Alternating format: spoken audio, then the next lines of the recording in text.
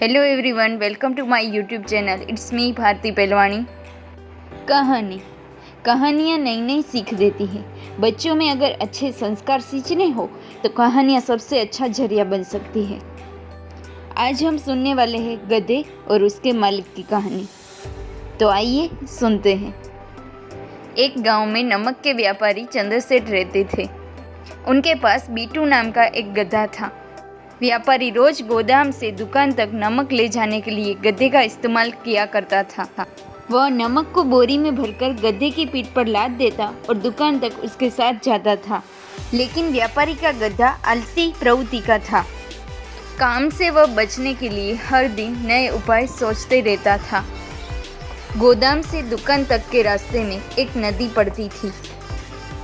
एक दिन नदी पर बने पुल पर चलते समय अचानक गधे का पैर फिसला और वह गिर पड़ा।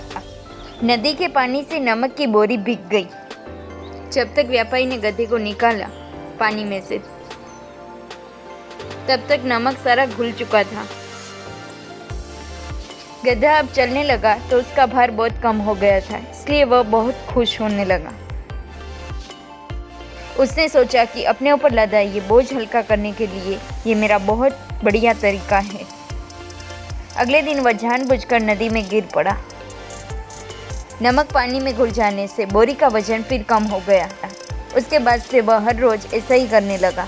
एक दिन गधे की ये चाल समझकर मालिक ने नमक के स्थान पर रुई भरकर उसकी पीठ पर लाद दिया।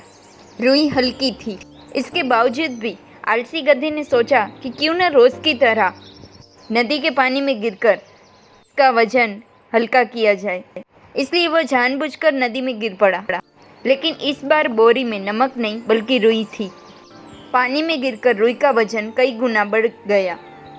गधा जब उठकर चलने लगा तो इतने भारी बोझ से उसका बुरा हाल हुआ और आखिर में उस दिन के बाद उसने आलस न करने का निर्णय किया।